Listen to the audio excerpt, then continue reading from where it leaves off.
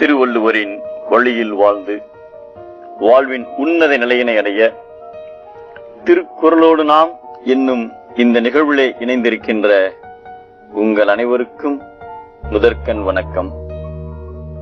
குறள் எண் 959, அதிகாரம் குடிமை.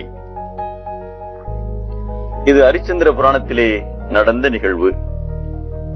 அரிச்சந்திரன் என்னும் மன்னர் அயோத்தி நாட்டை ஆண்டு வந்தார். அவரது ஆட்சியின் கீழ் மக்கள் எல்லோரும் மிக மகிழ்ச்சியாக வாழ்ந்து வந்தனர்.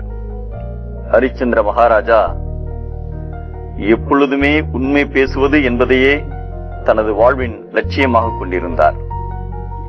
விஸ்வாமித்திர முனிவர் ஹரிச்சந்திர மகாராஜா உண்மையிலேயே சத்தியத்தின்படிதான் நடப்பவரா என்பதை சோதிக்க விரும்பினார். முதலில் நயவஞ்சகமாக அவரிடம் 1000 பொற்காசுகளை தானமாக பெற்றார். பின்னர் பொற்காசுகளை ஹரிச்சந்திர மன்னரிடமே கொடுத்து அதை மன்னருடைய பாதுகாப்பில் வைக்க சொன்னார்.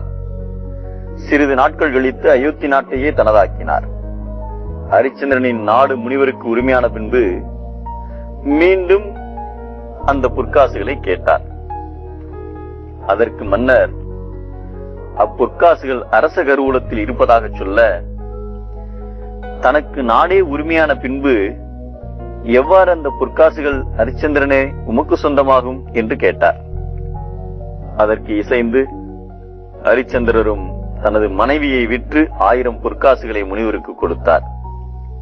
கொடுத்த வாக்கை காப்பாற்ற வேண்டும் என்பதற்காக ஹரிச்சந்திரன் சத்தியத்தில் தவறாமல் இருக்கிறாரே, அவர் ஒரு பொய் சொன்னால் அந்த நாட்டையே திருப்பித் தருவதாக சொன்னார் விஸ்வாமித்திரர். ஹரிச்சந்திரரோ அதை ஏற்றுக்கொள்ளவில்லை. இறுதியாக முனிவர் ஹரிச்சந்திர மகாராஜாவினுடைய மகன் 7 வயது சிறுவனான லோகிதாசனை தனியாக அழைத்து, நான் சொல்வதை திருப்பி சொல். அதாவது, உன் தந்தை இந்த நாட்டை தரவில்லை என்ற ஒரே ஒரு பொய்யை மட்டும் சொல்லிவிடு. நான் இந்த நாட்டையே உங்களுக்கு திருப்பி தந்து விடுகிறேன். நீங்கள் மிகவும் சுகமாக வாழலாம் என்றார். அதற்கு அந்த சிறுவன், முனிவரே, எனது தாய் தந்தை எந்த சூழ்நிலையிலும் பொய் சொல்ல மாட்டார்கள். எனக்கு பொய் சொல்லவும் அவர்கள் கற்றுத்தரவில்லை. ஆகவே இந்த நாடு என்ன, சூரியனையும் சந்திரனையும் சேர்த்து இந்த உலகையே கொடுத்தாலும் நான் பொய் சொல்ல மாட்டேன் என்று உறுதிபட கூறினான் ஹரிச்சந்திரனின் மகன் லோகிதாசன்.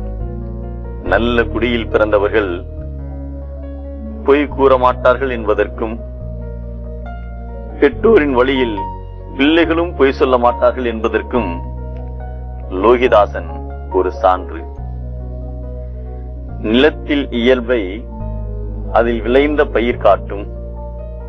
அதுபோல நல்ல குலத்தின் இயல்பை அதில் பிறந்தவர்களுடைய சொல் காட்டும் என்பதை நிலத்தில் கிடந்தமை கால் காட்டும், காட்டும் குலத்தில் பிறந்தார் வாய்ச்சொல் என்கிறார் நம் தெய்வ புலவர் திருவள்ளுவர்.